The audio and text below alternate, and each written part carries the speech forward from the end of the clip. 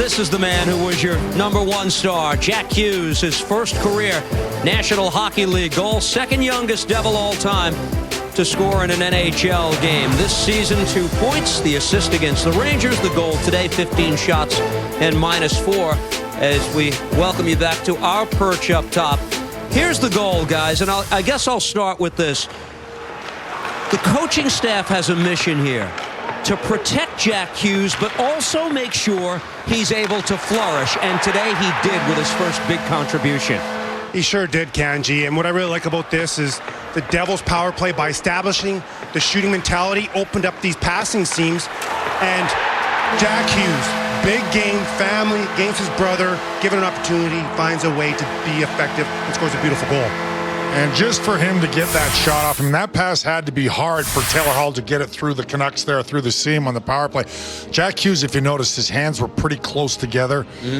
He was able to get a lot of velocity on the wrist shot, kind of gather that pass. If he bobbles it whatsoever, Demko gets across and is in position to make the save. Gathers it, hands pretty tight together, and to get that velocity on that shot, also a big relief for Jack Hughes. But it's a huge goal. That ends up being the game winner. He's getting better and better.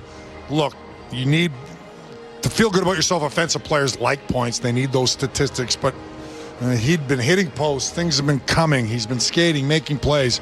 Just nice to see him get that first one in such an important moment this afternoon. And yet the day begins with him as the so-called #1 center between Taylor Hall and Kyle Palmieri. But we saw the game. Pavel Zacha took a lot of shifts with those two today. And at the end of the day, Hughes plays only 13:50. This is kind of a science for the Devils coaching staff about how to do this. Am I right? It sure is, because with his age and just the adjustment that he's having to make, it's going to take time.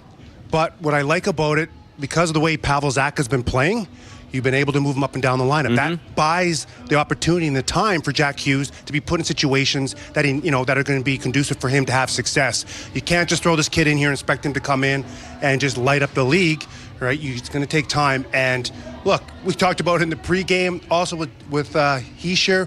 Hischier scored 8 games in. All right, so it was one of those things where it's going to take time. I like the fact, though, when he was given the opportunity, he found the back of the net.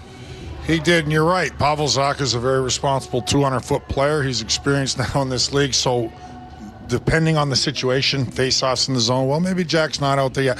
But having said that, slowly here in the early going, I'm seeing Coach Hines has talked about it for quite some time, his competitiveness. So down in his zone, he's efficient. He's well aware, no, he's not going to win some of those one-on-one battles against bigger guys. And yes, he needs to grow and mature as a player, and that takes time. Exactly like you're talking about, Bryce.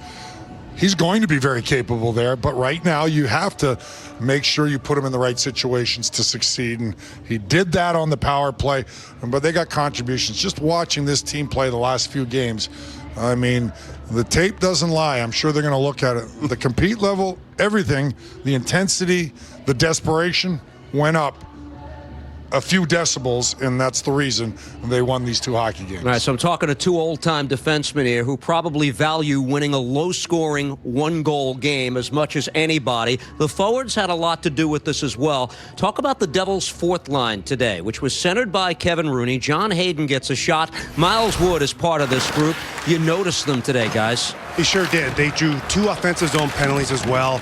They were physical. They put a lot of pressure on Vancouver's defense, and that allows your top line, your top 2, 3 lines to rest. And it's just energy, Kanji. They're winning big face-offs, being tough to play against. I'm telling you, when you know a line's coming on you as a defenseman, you're forcing the plays. You're not ready. This is exactly what Coach Hines wants from this line. This is the identity. And because of that, they were on at the end of the game to protect a 1-0 lead. And so they're doing some right things. They're getting rewarded for it. And it's a heartbeat for the team. Bryce, it's invaluable to spend time in the opposition zone. Even if you don't score a goal, everybody thinks you need different elements. Everybody thinks, well, put the 12 best forwards in your organization in the lineup. No, it's different aspects. They're big, they're solid, they were sound in the neutral zone. Those are big plays at the time. Make the Canucks regroup. That's what we didn't see in the first 6 games. Teams coming into the zone too easily. Well, they're starting to find some continuity. That big line of Rooney, Hayden, and they had some chances. They certainly did, but regardless if they score, and they're going to chip in with a goal here or there. They're capable of it. They spent time in the offensive zone, and that takes a lot out of defensemen. That takes a lot out of forwards trying to go on the offense. You see PK Subban, nice move. Miles with a good opportunity. So they had their opportunities too. I loved their game this afternoon. You're absolutely right. They played extremely well, down low in the cycle game. Ray Shero was on the pregame with Bryce and Erica. You might have heard him mention we could have won all of our home games so far this season. And today, ice time. Let's look at it for this group. We talked about Hughes, 1350. So with the exception of Gusev and Bratt, Jack Hughes had less playing time than everybody in the top 9 for this group. Hayden and Wood a shade under that. As we flip the page and go to the defensemen, Andy Green's return to the lineup today. Andy Green wound up playing 21-33. He was not sure yesterday when I spoke with him whether or not he would be good to go. He was a big part of this game today, and a little bit of a shutdown unit with Sami Vatanen, who logged 26-35, the most of any Devil in the lineup today.